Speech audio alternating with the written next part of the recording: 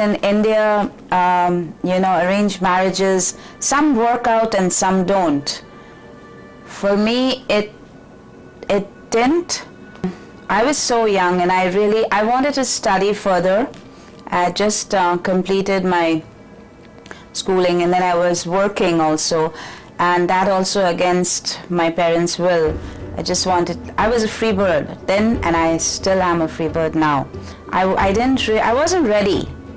At 19 you have so much dreams, and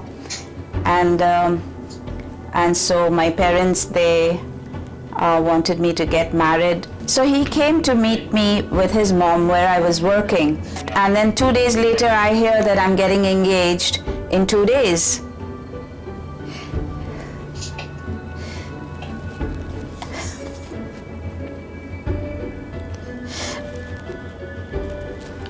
It was totally different from me because I didn't want that.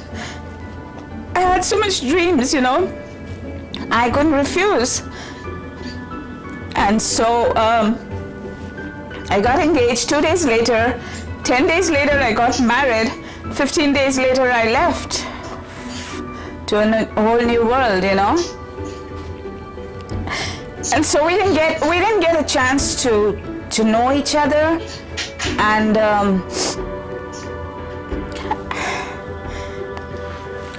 sorry. I tried to adjust myself to my new surroundings. My life before marriage was, a lot of joy and laughter and freedom to do as I please and things like that, and just basically being my true self. When I got married, it was totally different. It was like pretending to be me, but not, putting on a mask. That barrier was always there, and so that made me more and more and more unhappy. And one fine day, I just tried to end my life, and I didn't succeed. I moved to India because I felt that if I stayed there any longer, I would probably succeed one day in ending my life. I just felt something missing, something so deep that I just had to move from here. At that point in time, I wasn't thinking straight. I didn't know what I was getting into. I didn't know whether it was the right thing to do, and I didn't realize that I may be hurting him as well and my children, but it's something that I just blocked my mind and I just had to do it. So 18 years I was separated from my husband, and my daughters who had come to India with me, they wanted to go back home, and I agreed because it was a life of suffering. I couldn't give them the luxury that they got back home in Barbados, and so I had to release them. Once again, I hit rock bottom. I felt like, life is hell. I don't have my family, I don't have a job, I don't have money, I don't have a place of my own, I'm staying with family. My life was very dark. It was very dark. I couldn't see the light. I couldn't see anything. All I could see was, that my loneliness was just consuming me. It was so strong in my mind that I needed to end my life. So at that point in time, the thoughts were very strong. I was looking for ways of how to end my life. In 2011 December, when one of my ex-colleagues, she just randomly called me up and she Skyped me and she asked me how I was. So I said that I was ready to commit suicide for the third time, and she said that okay, do me a favor. So I said, what? So she said, can you chant Nam Myoho Renge Kyo?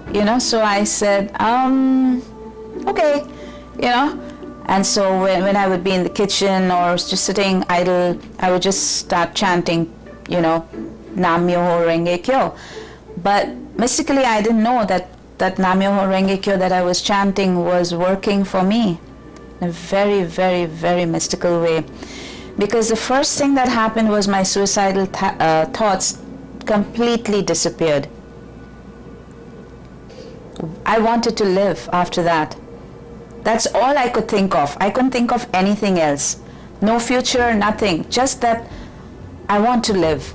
I don't want to die. And one thing I loved about this practice was, which I understand very, very deeply today, is that when you look outside of yourself, you will never, never find your happiness. And I started making money. But there was something missing. Something was still missing. I needed to wake up to the truth. And the truth was that I had wronged my family. Because before that, I always blamed my husband for everything. I just felt that he was the reason for my unhappiness. And I felt that this is the time. This is the moment of time. I have to do this. And so I emailed him, my husband, and from the bottom of my heart, I sincerely apologized to him.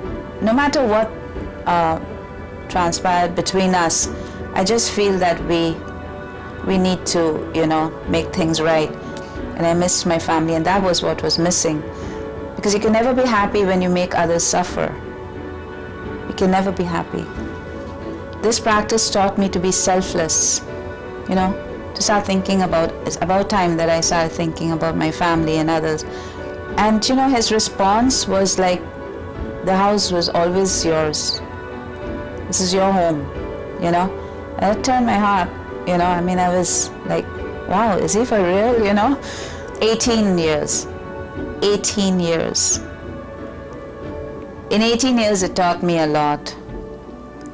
It taught me a lot. I found myself. I truly did, And it's all thanks to my Buddhist practice.